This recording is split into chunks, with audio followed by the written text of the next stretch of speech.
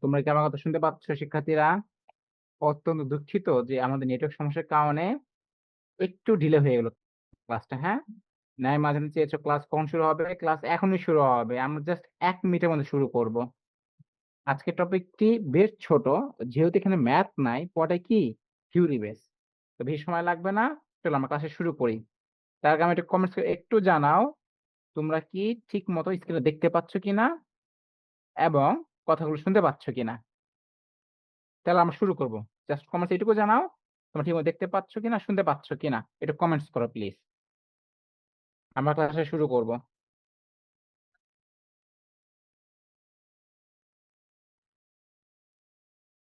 দেখবে জুথি জয়েন করেছো। আচ্ছা জুথি কমেন্টসও করেছো, হ্যাঁ? আসসালামু আলাইকুম। হ্যাঁ জুথি, ওয়ালাইকুম আসসালাম ওয়া রাহমাতুল্লাহ। কেমন আছো তুমি? নাইমা আছো, রিফাত আছো, তামজিদ আছো।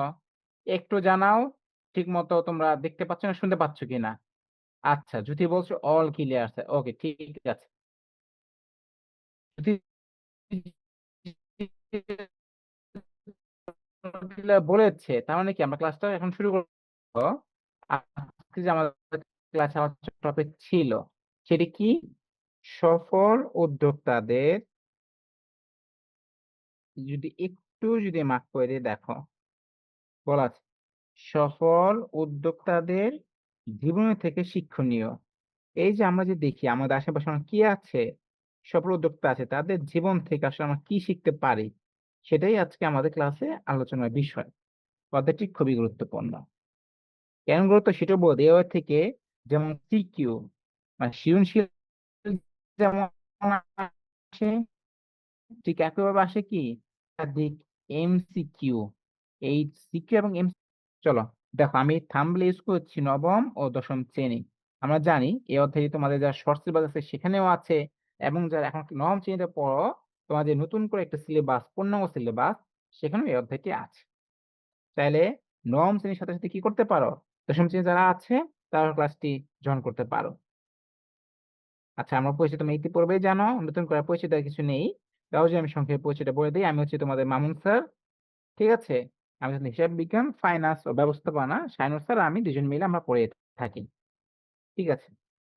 চলো আমরা প্রথমেই জেনে নিব আজকে ক্লাসে কি আলোচ্য সূচি বা ফল। এই যে যে আমরা যে আগামী 30-40 মিনিট ক্লাসটা নেব, এই যে ক্লাসে আমাদের যে অধ্যায়টা আছে অধ্যায় 12, হ্যাঁ, উদ্যোক্তা ও তাদের জীবনী থেকে আমরা কি কি জিনিস শিখতে পারবো সেটা যদি আমরা এক মিনিট দেখে নিই। দেখো আমি এখানে কি করেছি, কিছু বুলেট পয়েন্ট দিয়েছি, তোমরা দেখতে পাচ্ছ।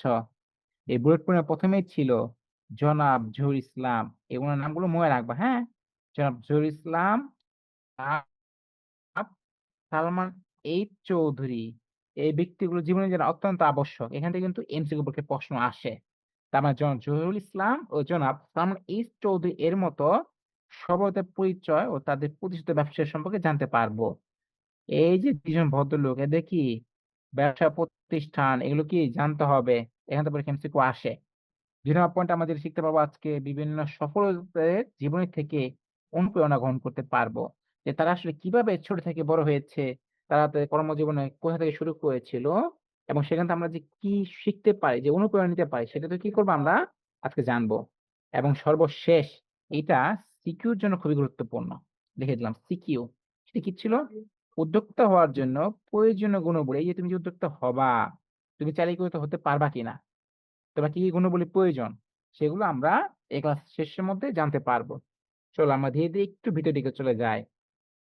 দেখো আমরা যেহেতু বলেছিলাম প্রথমে কি জহুর ইসলাম ও স্যামসন চৌধুরীর সময় জানবো। প্রথমে শুরু করবো কি দিয়ে? জহুর ইসলাম দিয়ে। তো তোমরা দেখতে পাচ্ছ পাশে কি দেওয়া আছে, দুটো সাল দেওয়া আছে। একটা হচ্ছে 1928 এবং অপরটা হচ্ছে 1995। একটি হচ্ছে 1928, এটা হচ্ছে কি জহুর ইসলামের জন্ম তারিখ। পরীক্ষায় প্রশ্ন আসতে পারে জহুর ইসলাম কত সালে জন্মগ্রহণ করে। কি হবে? 1928। এবং সে কত সালে মৃত্যুবরণ করে? 1995। তোমাদের এই বইতে বা ব্যবসা উদ্যোক্তার জীবনী দেওয়া আছে, কিন্তু আমরা কি সকলের জন্ম সাল মৃত্যু সাল মনে রাখবো? নিশ্চয়ই না। আমরা বিশেষ করে দুইজন ব্যক্তি লিখে দিচ্ছি, দুইজন ব্যক্তির এই জীবনীটা একটু বেশি করে পড়বো, বিস্তারিত পড়বো। তার মধ্যে একজন হচ্ছে কি এই জহুর ইসলাম, অপরজন হচ্ছে কি ইসামসাম চৌধুরী। এই ২ জনের জীবন এটা আমাদের কি করতে হবে? একটু বিস্তারিত পড়তে হবে। চলো আমরা সেটা কি একটু বিস্তারিত জানবো। দেখো এই জহির ইসলামের জীবনে কি ছিল? ছিল কঠোর পরিশ্রম ও দূরদর্শিতার প্রতীক হিসাবে উনি আমাদের সমাজে বেশ একজন কি জলজলিত নক্ষত্র, আলোকিত নক্ষত্র এবং আলোকিত মানুষ ছিল। দেখো ওনার কিছু বৈশিষ্ট্য আছে। বৈশিষ্ট্য থেকে আমরা তথ্যগুলো জেনে নিব এবং একসাথে জেনে নিব এই বৈশিষ্ট্য থেকে আমরা কি কি শিখতে পারি। যেমন আমরা যদি জানি জহির ইসলামের শুরুতে পুঁজি উনি যে ব্যবসা করেছে, উনার পুঁজি কত ছিল? দেখো বলা আছে ১৯৪৮ সালে ৳৭৭ বেতনে চাকরি শুরু করেন। পরে চাকরি ছেড়ে ৩য় শ্রেণীর ঠিকাদার হন। এই যে দেখো, তোমার যে এই স্লাইডটা একটু যদি নোট করতে পারো, তাহলে কি করা দরকার নেই? তোমাদের বইটা অত পয়েন্ট টু পয়েন্ট বিস্তারিত পড়ার দরকার নেই। কারণ বইতে আমাদের গল্প আকারে অনেক তথ্য দেওয়া আছে। কিন্তু যেহেতু তোমাদের এখন রিভিশন কাজ চলছে, শেষ সময়ের প্রস্তুতি, জানতে হবে অল্প সময়ে কিভাবে তুমি পুরা বইয়ের গুরুত্বপূর্ণ যে মার্কস গুলো আছে, বিশেষ করে এমসিকিউর জন্য, সেগুলো তুমি কিভাবে করতে পারবে, ট্র্যাক করতে পারবে।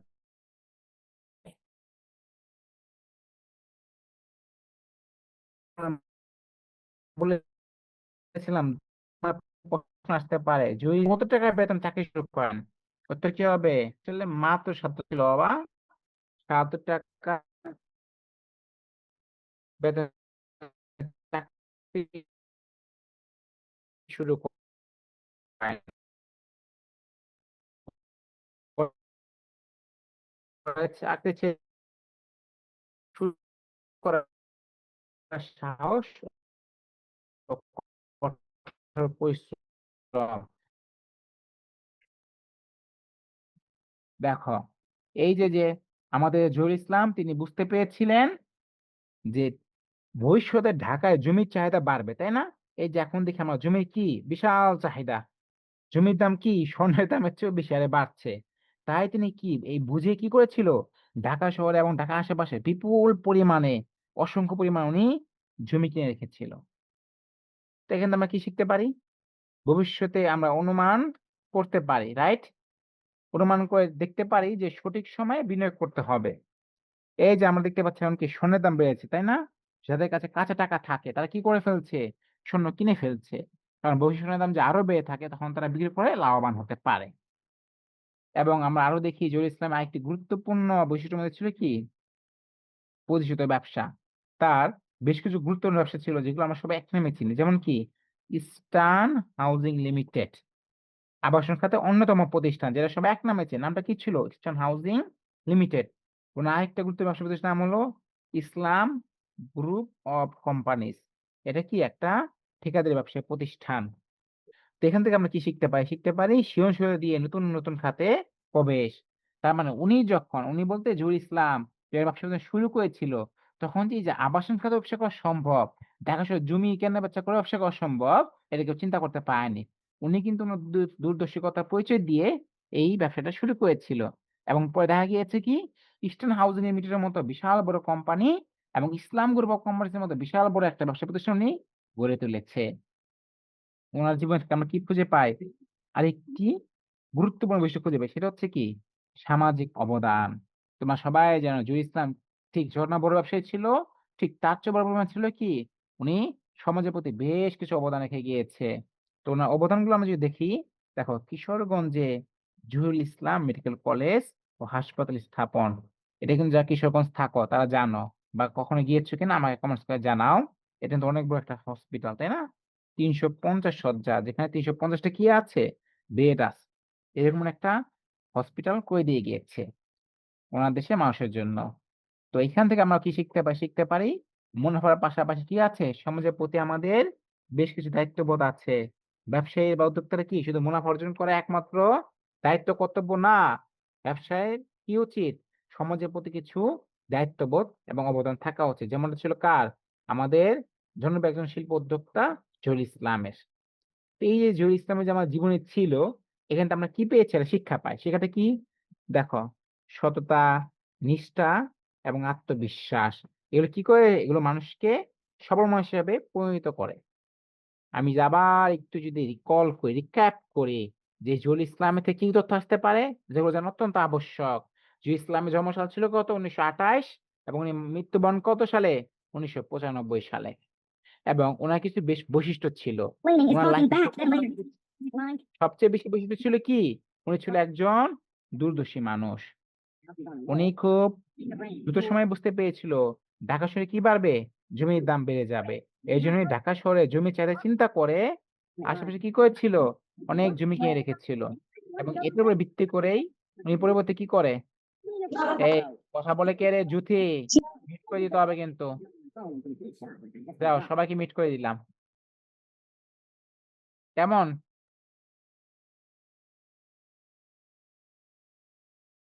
সবাইকে কিন্তু মিউট করে দিয়েছি। পড়া যাবে না। যদি প্রশ্ন থাকে প্রশ্ন করো, হ্যাঁ? তো এই জহুরুল ইসলাম কি ছিল? উনি বেশ দূরদর্শী ছিল এবং শুধু অল্প পুঁজি ছিল এবং উনি বেশ কিছু ব্যবসা প্রতিষ্ঠান গড়ে তুলেছে। তার মধ্যে ২ টি ব্যবসা প্রতিষ্ঠান অত্যন্ত গুরুত্বপূর্ণ। নামগুলো মনে রাখবা। কি?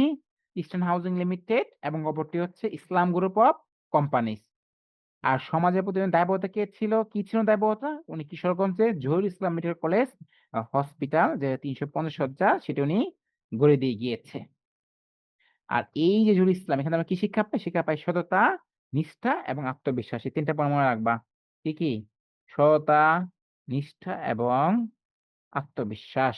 মানুষকে কি করে? একজন সফল মানুষে পরিণত করে। যেটা জহুরুল ইসলামকে করেছিল। চলো, আমি বলেছিলাম তোমাদের এখানে ন্যূনতম কয়জন আছে? ৬ জনের জীবনী আছে। তবে ২ জনের জীবনী খুব বিস্তারিতভাবে জানতে হবে। এগুলো সিকিউ এবং এমসিকিউ উভয় ক্ষেত্রের জন্যই কি? খুবই গুরুত্বপূর্ণ। আমরা তো ইতিমধ্যে জেনে গেছি। এখন ছিল কি? জহুরুল ইসলাম। তো আরেকজনের নাম কি? আরেকজনের নাম হচ্ছে স্যামসন এইচ চৌধুরী। তোমরা কি ইতিপূর্বে তার নাম শুনেছ কখনো? উনি কিন্তু বেশ বিখ্যাত। বা তোমরা যদি তার নাম না শুনে থাকো at least তার কোম্পানি অনেক প্রোডাক্ট, অনেক পণ্য আমরা ব্যবহার করি এবং প্রতিদিনই ব্যবহার করি। হয়তো ওনার নাম বলে চিনবে না কিন্তু ওনার কোম্পানির নাম বললে সবাই চিনবে। আ কে কমেন্টস করেছ? জুথি। আচ্ছা। যদি বলছো যে তোমাদের অ্যানুয়াল এক্সামে সিলেবাসে নেই। আচ্ছা ঠিক আছে। কিন্তু ওই যে আমি যে বলেছিলাম নবম, দশম শ্রেণী হয়তো তোমার এখন নেই কিন্তু সামনে তো আসবে। তুমি চাইলে ক্লাসটা আ জয়েন করতে পারো নতুনভাবে জানলে। তাই না? হয়তো তোমার এখন কাজে লাগছে না। কিন্তু পরবর্তী যে পরীক্ষা সে তো অবশ্যই থাকবে। তখন কাজে লাগবে। তুমি ক্লাসগুলো জাস্ট শোনো। শুনেই দেখবা অনেক তথ্য তুমি মাথার মধ্যে কি নিতে পারছ। আমরা যে পড়াশোনা যে শুধুমাত্র পরীক্ষা কেন্দ্রিক এমনটা না। পরীক্ষা ছাড়াও তথ্যগুলো তুমি জানলে ব্যক্তিগতভাবে জানতে পারলে তোমার ভালো লাগবে। ঠিক আছে? আর যারা ক্লাসগুলো লাইভ করতে পারছ না, তাদেরও মন খারাপের কিছু নেই। এটা রেকর্ড করে তোমাদের দিয়ে দেওয়া হবে। এখানে তোমার রেকর্ড ক্লাসটাও দেখতে পাবা। তো আমি ব্যক্তিগত অনুরোধ করব, সবাই অবশ্যই কি রেকর্ড ক্লাসটা আবার দেখবেই। সাথে লাইভ ক্লাসেও যোগদান করার চেষ্টা করবা। তাহলে তোমাদের প্রশ্নগুলো যত ডাউট গুলো আছে আমি এগুলো সমাধান করে দেওয়ার চেষ্টা করব। কেমন? চলো আমরা চলে যাই স্যামসাং এইচ-4 দের জীবনে। দেখো এখানে কি আছে? ১ম এ এই যে ২ টা সাল দেওয়া আছে, রাইট? এগুলো মুখস্থ করে ফেলতে হবে। অত্যন্ত এই ২ জন ব্যক্তির ক্ষেত্রে মুখস্থ করতে হবে। তো এই স্যামসন এইচ চৌধুরী কত সালে জন্মগ্রহণ করে? উনি জন্মগ্রহণ করেছে ১৯২৫ সালে। আর মৃত্যুবরণ করে কত সালে? ২০১২ সালে। তো চলো আমরা জেনে নেই উনার জীবন থেকে আমরা আসলে কি শিখতে পারি? কি তথ্য খুব গুরুত্বপূর্ণ। দেখো এই স্যামসাং এর চৌধুরী কি ব্যবসাটা কিভাবে শুরু করেছিল একটু যদি দেখি। উনি ১৯৫২ সালে পাবনার, আপনার কোথায়? এই যে লেখা আছে দেখো। আতাইকুলা গ্রামে একটি ছোট্ট ওষুধের দোকান দিয়ে শুরু করে। খেয়াল করেছ? তার মানে জহুরুল ইসলাম কি দিয়ে শুরু করেছিল? সে একটি ৩য় শ্রেণীর ঠিকাদারি প্রতিষ্ঠান দিয়ে শুরু করেছিল। অপরদিকে স্যামসাং এর চৌধুরী ওনার ব্যবসাটা কি দিয়ে শুরু করেছিল বলো তো? ১৯৫২ সালে পাবনার ছোট্ট একটি গ্রামে খুবই ছোট একটা ওষুধের দোকান দিয়ে শুরু করেছিল। ঠিক আছে? এখান থেকে আমরা কি শিখতে পারি? শিখতে পারি নিজের অভিজ্ঞতা ও জ্ঞানকে কাজে লাগানো। যার যে জ্ঞান এবং অভিজ্ঞতা আছে, সে যদি সে ব্যবসা করে তাহলে সে কি অবশ্যই ভালো কিছু করতে পারবে। এই দেখো কি বলেছিলাম যে আমরা হয়তো অনেকে আছে Samsung H Chowdhury, Samsung H Chowdhury নামটা শুনি নাই। কিন্তু আমি কি বলেছিলাম? উনার প্রতিষ্ঠানের নামটা আমরা সবাই শুনেছি। উনার প্রতিষ্ঠানের নাম কি ছিল? স্কয়ার, তাই না? স্কয়ার গ্রুপ বা স্কয়ার প্রতিষ্ঠান। আমি মনে করি এখানে এমন কেউ নাই যে স্কয়ারের নাম শুনি নাই, তাই না? স্কয়ার ওষুধটা কি খুবই জনপ্রিয়। এছাড়া স্কয়ার অনেক রকমের পণ্য আছে। তোমরা আমাকে কমেন্টস করে জানাও তো যে স্কয়ার কোম্পানির প্রোডাক্ট বা পণ্য তোমরা ব্যবহার করেছো কিনা? বা তোমরা কি স্কয়ার কোম্পানির কখনো নাম শুনেছ কিনা? দেখো স্কয়ার প্রতিষ্ঠানে কি হয়েছিল? ১৯৫৮ সালে ৩ বন্ধুসহ প্রত্যেকে এই যে টাকাটা মনে রাখবা। কত টাকা? ৳২০,০০০ করে মোট ৳৮০,০০০ পুঁজি দিয়ে স্কয়ার ফার্মাসিউটিক্যাল প্রতিষ্ঠা করেন। তার মানে এই যে আমরা যে স্কয়ার ফার্মাসিউটিক্যাল দেখি, হ্যাঁ? বিশাল বড় কোম্পানি। কোটি, কোটি টাকার একটা বিশাল কোম্পানি না? লক্ষ, লক্ষ শ্রমিক এখানে কাজ করে। তাই রুটি রোজগারের ব্যবস্থা হয়। কিন্তু এই প্রতিষ্ঠানের শুরুতে মাত্র কত টাকা মূলধন ছিল? ৩ বন্ধুসহ মানে উনারা ৪ জন। এই স্যামসন এইচ চৌধুরী আর উনার ৩ বন্ধু সবাই ২০,০০০ করে দিয়ে মাত্র ৳৮০,০০০ পুঁজি নিয়ে এত বড় প্রতিষ্ঠান উনি শুরু করেছিল। ধীরে, ধীরে আজকে যা কোটি হাজার কোটি টাকায় দাঁড়িয়েছে। তো এখান থেকে আমরা শিখতে পারি কি? দলবদ্ধভাবে উদ্যোগ নেওয়া, রাইট? টিম ওয়ার্ক নেওয়ার যে ক্ষমতা সেটা আমরা শিখতে পারি। দেখো, তো উনার জীবনে যে আমরা দেখি সাফল্যের কারণটা কি? সাফল্যের কারণ ছিল গুণগত মানের সাথে কখনো উনি আপোস করেনি। সর্বোচ্চ মূল্যবোধ ও নৈতিকতা চর্চা করেছেন। এই যে যেমন দেখো আমাদের যদি কোনো অসুখ-বিসুখ হয়, জ্বর হয়, আমরা যে মেডিসিন গুলো খাই, তাই না? আমরা দোকানে যে প্রোডাক্ট গুলো দেই আমরা কি বলি? "ভাই আমারে স্কয়ার কোম্পানির ওষুধ দেন।" তার মানে আমরা কি ধরে নেই যে স্কয়ার কোম্পানির ওষুধটা কি? খুবই ভালো। তার মানে এই যে দেখো না সাফল্যের কারণ কি ছিল? গুণগত মান। উনি এই যে ১৯২৫ সালে শুরু করেছে, আজকে ২০২৫ সালে ১০০ বছর পরে কি হয়েছে? এই স্কয়ার যে ফার্মাসিউটিক্যাল একটা ব্র্যান্ড হয়ে দাঁড়িয়েছে। তাদের প্রোডাক্টের কি দাম বেশি হলেও তাদের পণ্যটা ভালো। ওষুধটা ভালো কাজ করে। তো আমরা এখানে শিখতে পারি কি? মান ও নৈতিকতা ব্যবসায়ের কি সাফল্যের মূল চাবিকাঠি। হতাশ হওয়া যাবে না। তোমরা যে ব্যবসাটা করবা সেটা কি রাখতে হবে? অবশ্যই পণ্যের মান ঠিক রাখতে হবে এবং নৈতিকতা কি ঠিক রাখতে হবে। এবার আসো বর্তমান পরিসর। স্কয়ার ফার্মাসিউটিক্যাল এর বর্তমান কি অবস্থা? আমি বলেছিলাম স্কয়ার ফার্মাসিউটিক্যাল শুধু কি ওষুধ বানায় না। তাদের আরো অনেকগুলো কি আছে? পণ্য বানায়। সেগুলো কি, কি যে আমরা দেখতে পারি, হ্যাঁ? যদি তোমরা একটু দেখো। কি আছে? ওষুধ। তার মানে স্কয়ার গ্রুপ কি বানায়? ওষুধ বানায়। প্রসাধনী সামগ্রী, টেক্সট স্কয়ার কি হয়? টেক্সটাইলও কাজ করে।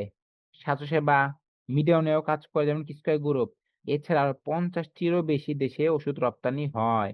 তার মানে স্কয়ার এই যে ফার্মাসিউটিক্যাল তারা শুধু এখন বাংলাদেশের ভিতরেই ওষুধ দিচ্ছে না, বরঞ্চ কি করছে? বাংলাদেশ ছাড়াও দেশের আর ৫০ টি দেশেরও বেশি জায়গায় তারা ওষুধটা রপ্তানি করে। পরীক্ষায় প্রশ্ন আসতে পারে যে স্কয়ার ফার্মাসিউটিক্যাল বর্তমানে কতটিরও বেশি দেশে ওষুধ রপ্তানি করে? উত্তর কি হবে? ৫০ টিরও বেশি দেশে ওষুধ রপ্তানি করে। তাহলে দেখো তো এখান থেকে আমরা কি শিখতে পারি যে মেসেজটা আমরা পাই সেটা কি? ধৈর্য ও অধ্যবসায়ের মাধ্যমে ব্যবসার সম্প্রসারণ।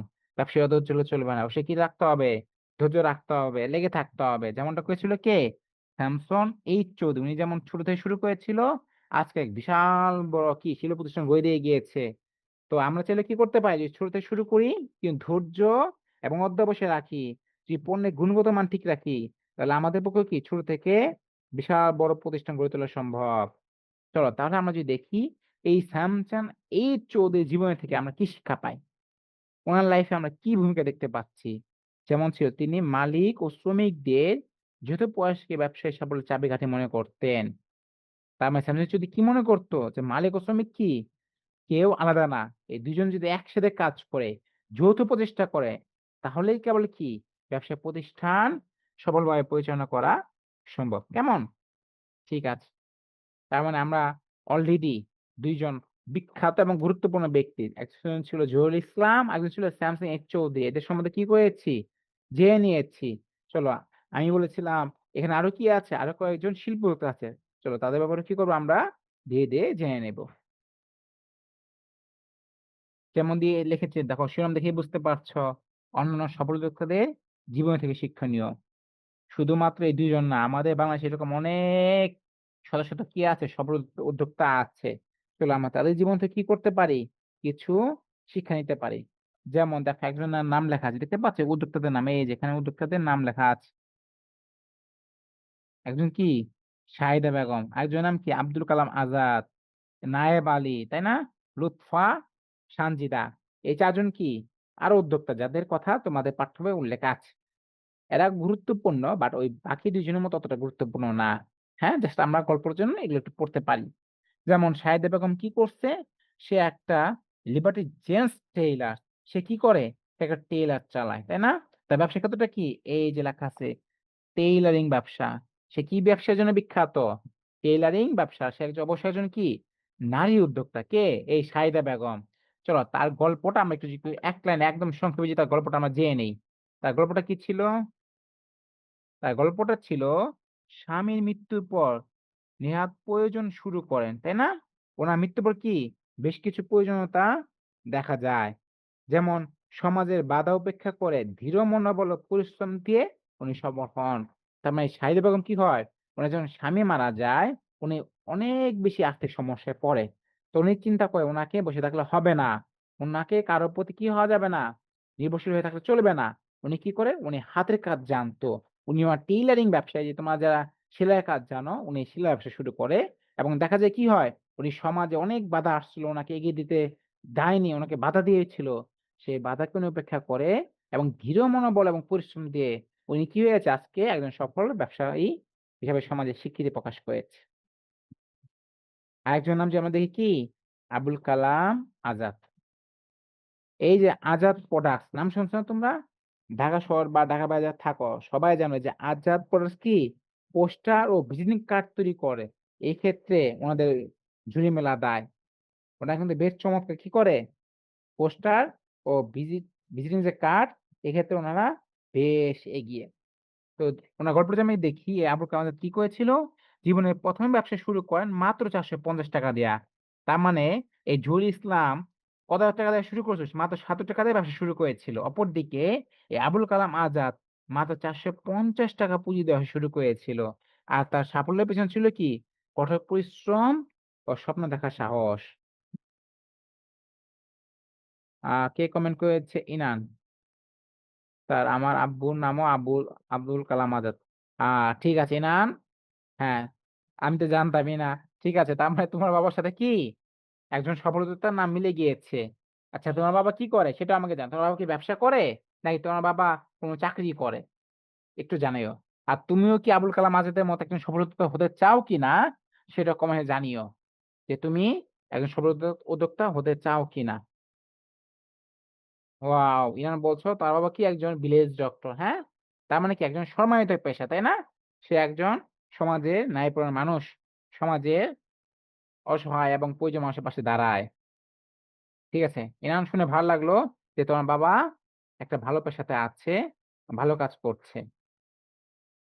আচ্ছা, বলছো যে আমার বিলেছে। ঠিক আছে, ওকে। চলো তার মানে আমরা জানলাম শাহিদা বেগমের কথা, আবুল কালাম আজাদের কথাও জানলাম। এবার চলো আমরা জানবো কি আরেকজন ব্যক্তির কথা। সে কে? সে নায়েব আলী। এই ব্যক্তি কেন এত বিখ্যাত? তার হাঁসের খামারের জন্য বিখ্যাত। এই নায়েব আলী কি করেছে? সে হাঁস পালন করেছে। তার মানে এই যে হাঁস মুরগি পালন করে যে ভালো কিছু করা যায়, ব্যবসায়িক সমাজে প্রতিষ্ঠিত হওয়া যায়, তার বাস্তব জ্বলন্ত উদাহরণ কি? আমাদের এই নায়েব আলী। চলো আমরা তার গল্পটা যদি একটু সংক্ষেপে দেখি। বিদেশে গিয়ে এই নায়েব আলী বিদেশে গিয়ে পতিত হয়। একদম সর্বস্বান্ত হওয়ার পর উনি কিন্তু হতাশ হয় নাই। উনি কি করে জানো? উনি বিদেশে যেয়ে এক দালালের পাল্লায় পড়েছিল। দালালের পাল্লায় পইড়া উনার যত টাকা-পয়সা ছিল সব একদম ঝরে ডুইবা গেছে। উনি একদম নিঃস্ব হইয়া যায়। কিন্তু উনি তাও হতাশ হয় নাই। মাত্র ৳১,০০০ পুঁজি নিয়া উনি কি করে? একটা হাঁসের খামার গড়ে নিজের অভাবকে উনি জয় করে। আজকে উনার কাছে কয়েক হাজার হাঁস আছে। এবং এই হাঁসের ডিম এবং হাঁস বিক্রি করে, হাঁসের বাচ্চা বিক্রি করে উনি আজকে স্বাবলম্বী। কে? এই নায়েব আলী। তার মানে এখানে আমরা শিখতে পাচ্ছি যে কি কখনোই লাইফে হতাশ হওয়া যাবে না। হতাশ হওয়া যাবে? হতাশ হওয়ার কোনো সুযোগ নেই। যদি হতাশ হও তাহলে এই নায়েব আলীর কথা মনে রাখবা। উনি একদম সর্বশান্ত হওয়ার পরে কি হয়েছিল? মাত্র ৳১,০০০ পুঁজি দিয়ে দেখো এই হাঁস মুরগি পালন করতে কিন্তু অনেক টাকার প্রয়োজন নাই। তুমি চাইলে ২-৩ টা হাঁস দিয়ে বা মুরগি দিয়ে কি করতে পারো?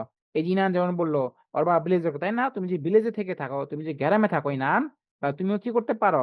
হাঁস মুরগি পালন করতে পারো, তাই না? হয়তো তোমাদের মধ্যে অনেকেই কি করো? হাঁস মুরগি পালন করো। আমি জানি না তোমরা হাঁস মুরগি পালন করো কিনা? একটু আমাকে জানাও তো? এই নায়েব আলীর মতো তোমরা কি কোনো হাঁস, মুরগি বা গরু, ছাগল কেউ পালন করো কিনা? তোমরা না করলে হয়তো অনেকে বাবা-মা করে বা দাদা-দাদি করে, নানা-নানি করে, কারো আত্মীয়স্বজন করছে। একটু জানাও তো?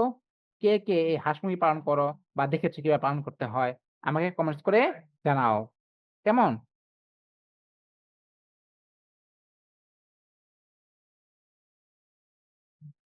ইনান বলছে, "yes, but we don't have any pets or farming pets." আচ্ছা, তোমরা কি করো?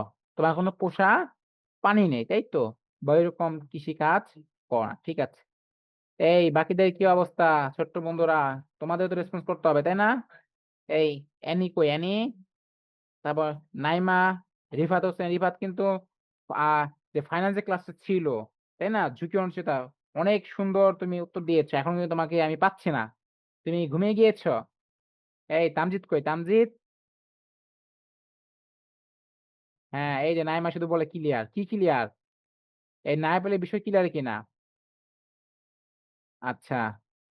এ নিয়ে বলছো না স্যার আমি আগে পাচ্ছিলাম। আচ্ছা আগে পাচ্ছা মুরগি, হ্যাঁ? আমিও একসময় কি ছোটবেলায় মুরগির প্রতি আমার অনেক কি ছিল?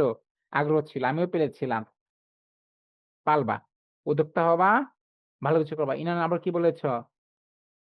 আচ্ছা, "We are average, normal city plus village people, that's why" হ্যাঁ, কথাটা খারাপ বলোনি। আমরা কি সবাই শহরে আবার সবাই গ্রামের মানুষ। জন্মেছি গ্রামে কিন্তু কর্মসূত্রে বা পড়াশোনার সূত্রে আমাদের ঢাকায় থাকতে হয়। চলো আমরা দেখি আবার আরেকজন আমরা উদ্যোক্তার কথা জানবো। সে কে? সে হচ্ছে আমাদের লুৎফা সানজিদা। উনি কেন এত বিখ্যাত? উনি কি উনার একটা বুটিক হাউস আছে। নাম কি? অনিন্দ্য বুটিক হাউস। উনার বুটিক এবং পার্লার আছে। তো আমরা যদি উনার গল্পটা আর থেকে আমরা একটু যদি শিখি, কিও শিখতে পারি? যেমন উনি মাত্র কত টাকা? ৳১৫,০০০ দিয়ে শুরু করে, রাইট? কত টাকা দিয়ে পরীক্ষায় প্রশ্ন ৳১৫,০০০ দিয়ে শুরু করে সংগ্রামময় জীবনে ধৈর্য পরিশ্রম দিয়ে কোটিপতির তালিকায় নাম লেখান। মানে শুরু করছে কত টাকা দেয়া? মাত্র ৳১৫,০০০ দেয়া। কিন্তু এখন সে কি হইছে? এখন সে ঢাকা শহরে কোটিপতি হয়ে গেছে, তাই না? এখন সে তার সংগ্রাম, জীবনে ধৈর্য পরিশ্রম দেয়া কোটিপতি তালিকায় সে নাম লিখিয়ে ফেলছে। এই যে আমরা আগে ২ জন নামগুলো মনে পড়তেছে? জহুল ইসলাম, তারপর কি? শামসুন এইচ চৌধুরী, আর এখানে জানলাম আরো ৪ জন। সাহিদা বেগম, আবুল কালাম আজাদ, নায়েম আলী, নায়েব আলী, লুৎফা সানজিদা। এখান থেকে আসলে আমরা কি শিখলাম? শিখলাম সাফল্য অর্জনের জন্য আসলে খুব বেশি টাকার প্রয়োজন নাই। অনেক বেশি পুঁজি নয়। বরং দরকার কি? সংকল্প ও ঝুঁকি গ্রহণের সাহস এবং সর্বশেষ যেটা দরকার সেটা কি? পরিশ্রম। এই ৪ টা জিনিস যদি তোমার মাঝে থাকে, তাহলে কি হবে? তুমিও একজন সফলতা হতে পারো। তুমি হতে পারো সায়েদা বেগম, তুমিও হতে পারো আবুল কালাম আজাদ বা নায়েব আলী, হতে পারো লুৎফা সানজিদা বা জহুরুল ইসলাম। ঠিক আছে? দেখো, এখানে তো আমরা পড়লাম, তাই না? এই টপিকটা সিকিউর জন্য খুবই গুরুত্বপূর্ণ। কি বলছি? সিকিউ, এমসিকিউ এর জন্য না। লিখে দিলাম পাশে দেখো সিকিউ। সিকিউ বলতে বোঝায় সৃজনশীল প্রশ্ন। খুবই গুরুত্বপূর্ণ। হ্যাঁ? এখানে কি বলেছে? এখানে বলেছে সফল উদ্যোক্তাদের প্রধান শিক্ষণীয় গুণাবলী। তার মানে এই যে তোমরা যে উদ্যোক্তা হতে চাও, তাহলে তোমাদের কি, কি গুণাবলী থাকা দরকার? কি গুণ থাকলে তোমরা কি হতে পারবা? একজন সফল উদ্যোক্তা হতে পারবা। দেখো আমি এখানে ৬ টা পয়েন্ট লিখে দিচ্ছি। কয়টা পয়েন্ট? এই ৬ টা পয়েন্ট। ৬ টা পয়েন্ট একদম মুখস্থ-টুখস্থ করে ফেলবা। সবসময় যেন ঠোঁটের আগায় থাকে। এই কে কমেন্ট করলো আবার? চলো দেখি কমেন্টস গুলো পড়ি। ইনান বলছ, "আমি ভোলার বাসিন্দা, নর্থ ঢাকা।" হ্যাঁ, ঠিক আছে। কি তুমি বরিশালের মনু নাকি? ঠিক আছে। ইনান বরিশালের মনু। আমি জানতাম না, পরিচয় হয়ে ভালো লাগলো ইনান। আচ্ছা, ও বলছে, "না স্যার।" আচ্ছা, তাহলে তুমি কোথাকার বাসিন্দা আমাকে জানাইবা। ঠিক আছে? চলো এই স্লাইডটা আমরা একটু দেখি। ও আচ্ছা, ভোলা সদর। ঠিক আছে। চলো আমরা যদি দেখি যে ইনাম যদি একজন সফলতা হতে চায় বা নাইমা যদি সফলতা হতে চায়, মিথিলা যদি হতে চায়, তাই না? তার কি করতে হবে? তার এই ৬ টা গুণাবলী থাকা প্রয়োজন। ১ম গুণাবলীটা কি ছিল? কঠোর পরিশ্রম ও অধ্যবসায় হইতে হইব। তাকে কঠোর পরিশ্রম করতে হবে এবং অধ্যবসায় থাকতে হবে। থাকতে হবে কি? দূরদর্শিতা ও উদ্বোধনী ক্ষমতা। থাকতে হবে ঝুঁকি গ্রহণের সাহস। থাকতে হবে সততা ও নৈতিকতা। থাকতে হবে আত্মবিশ্বাস ও দৃঢ় মনোবল। থাকতে হবে সামাজিক দায়বদ্ধতা। এই ৬ টি বৈশিষ্ট্যের মধ্যে কোনো একটি যদি তোমার কাছে না থাকে তাহলে তুমি কি হতে পারবা না? সফল উদ্যোক্তা হতে পারবে না। তাহলে তোমাকে যদি সফল হতে হয় এই ৬ টা পয়েন্ট কি করতে হবে? নিজের মধ্যে ধারণ করতে হবে, বুঝতে হবে, প্রয়োজনে মুখস্থ করে ফেলতে হবে। এখানে তোমাদের সিকিউ প্রশ্ন আসে। আমি কিন্তু দিয়ে দিয়েছি। এটা কয়টা স্টার? এটা দিয়েছি ৩ টা স্টার। কয়টা স্টার বলো তো? ৩ টা। একদম 3 স্টার। এই যে তোমাদের যে উদ্দীপকের প্রশ্ন থাকে না? ক নাম্বার বা ৩ মার্ক এবং ৪ মার্কের যে প্রশ্নগুলো আসে, একটা উদ্দীপক থাকে। উদ্দীপকের সাথে আসলে প্রশ্ন আসতে পারে। যে এই যে ধরো সানজিদা বেগম নামে এক মহিলা আছে, সে কোন বৈশিষ্ট্য উদ্যোক্তা হওয়ার জন্য দরকার বলে মনে করো, যার কারণে সে উদ্যোক্তা হতে পারেনি। সে সফল হতে পারেনি। উত্তর হতে পারে কি? দূরদর্শী ও উদ্ভাবনী ক্ষমতার অভাব। তো আমরা পয়েন্ট যদি সংক্ষেপ করে নেই, তো দেখতে পাচ্ছি ১ নম্বর কি ছিল? কঠোর পরিশ্রম ও অধ্যবসায়। এখানে কি বলেছে? সফল উদ্যোক্তার জীবনে কঠোর শ্রম এবং লক্ষ্য অর্জনে কি করতে হবে? অবিরাম চেষ্টা করতে হবে। আর দূরদর্শী উদ্বোধনী ক্ষমতা বলতে আমরা কি বুঝি? ভবিষ্যতের চাহিদা অনুমান করা, যেমন জহুরুল ইসলাম জমির চাহিদা সে বুঝে গিয়েছিল ঢাকা শহরে জমির দাম বাড়বে, জমির চাহিদা বাড়বে। সে জমি কিনে রেখেছে, তাই না? এবং নতুন কিছু করার চিন্তা করেছে। এজন্য তো সে সফল হয়েছে। ৩ নম্বর বৈশিষ্ট্য কি ছিল? ঝুঁকি গ্রহণের সাহস। লোকসান বা ব্যর্থতার ভয় না করে নতুন কিছুতে বিনিয়োগ করার কি করতে হবে? সৎ সাহস এবং মানসিকতা রাখতে হবে। যেমন কেউ করেছিল নায়েব আলী। উনি কিন্তু কি করেছিল? পৃথিবীতে সর্বশান্ত হওয়ার পরেও যখন দেখলো উনি কিন্তু হতাশ হয়নি। উনি ধার দেনা কইরা ৳১,০০০ দিয়ে কি করেছে? হাঁস-মুরগির খামার দেওয়া শুরু করে দিয়েছিল। ফলাফল কি হয়েছে? সে একজন সফল উদ্যোক্তা হিসেবে সমাজে আত্মপ্রকাশ করেছে। লাগবে কি? সততা ও নৈতিকতা। ব্যবসায়ের গুণগত মান বজায় রাখার জন্য এবং গ্রাহকের আস্থা অর্জন করার জন্য কি করতে হবে? সততা ও নৈতিকতা বজায় রাখতে হবে। এটা কে রেখেছিল? যেমন রেখেছিল স্যামসন এইচ চৌধুরী, এই যে স্কয়ার ফার্মাসিউটিক্যাল বা স্কয়ার গ্রুপের যে মালিক, সে কি করেছিল? পণ্যের মান এবং সততা নৈতিকতা বজায় রেখেছিল। দেখো আরেকটা কি লাগবে? আত্মবিশ্বাস ও দৃঢ় মনোবল। তোমার কি করতে হবে? অবশ্যই আত্মবিশ্বাস থাকতে হবে। ব্যর্থতা এলেও ব্যর্থতা কি হওয়া যাবে না? হতাশ হওয়া যাবে না, তাই না? হতাশ না হয়ে কি করতে হবে? সমাজে উন্নয়নমূলক কাজেও অংশ কি করতে হবে? নিজের উপর বিশ্বাস রাখতে হবে। যেমন সায়েদা বেগম করেছিল, নায়েব আলী করেছিল। তোমাকে অবশ্যই কি করতে আত্মবিশ্বাস এবং মনোবল ধরে রাখতে হবে। আরেকটা ছিল সামাজিক দায়বদ্ধতা। সেটা কি? শুধু মুনাফা অর্জন নয়, সমাজে উন্নয়নমূলক কাজেও কি করতে হবে? অংশগ্রহণ করতে হবে। যেমন করেছে জহুরুল ইসলাম। সে কি করেছিল? সে একটা কিশোরগঞ্জে ৩৫০,০০০ বিশিষ্ট জহুরুল ইসলাম মেডিকেল কলেজ ও হাসপাতাল করে দিয়ে গিয়েছে কিন্তু। তো সর্বশেষ আজকে আমাদের ক্লাসে একদম শেষের দিকে আমরা কি উপসংহারে বলতে পারি? তুমিও যদি এই গুণগুলো কয়টা গুণ? এই ৬ টা গুণগুলো যদি চর্চা করো, তাহলে তুমিও হতে পারো আগামী কালের কি? সায়েদা বেগম, নায়াব আলী অথবা জহুরুল ইসলাম অথবা শামসুন এইচ চৌধুরী অথবা আবুল কালাম আজাদ। ঠিক আছে? আজকের টপিক ছিল এই পর্যন্তই। তা তুমি আমাকে জানাও তোমাদের আর কোন প্রশ্ন আছে কিনা? আর ক্লাসটি তোমাদের কেমন লেগেছে? যদি প্রশ্ন থাকে করে ফেলো। আমার ক্লাস একদম শেষ প্রান্তে। তোমরা এখান থেকে ঠিক কি যদি বুঝতে পারো না আমাকে জানাও। আমরা কি করব? আলোচনা করব। এনি বলছে অল ক্লিয়ার স্যার। ঠিক আছে, এনি শুনে ভালো লাগলো তুমি সবই বুঝতে পেরেছো। ঠিক আছে? ইনান রেসপন্স করো। তুমি কতটুক বুঝতে পেরেছ? নাইমা ঘুমিও না। আর ১ মিনিট। ধৈর্য ধরো। রিফাত খুঁজে পাচ্ছি না। তামজিৎ কোথায়? তামজিৎ? রেসপন্স কিন্তু নাই। তার মানে এরা কি হইছে? এরা ঘুমায়া গেছে, তাই না? দুষ্টু, দুষ্টু পোলাপান। এই যে ইনান রিয়াক্ট বুঝাইয়া দিছে ও কিন্তু জেগে আছে। ও ক্লাসে কিন্তু শুরু থেকে শেষ পর্যন্ত ছিল। ঠিক আছে? আজকে এই পর্যন্তই থাক।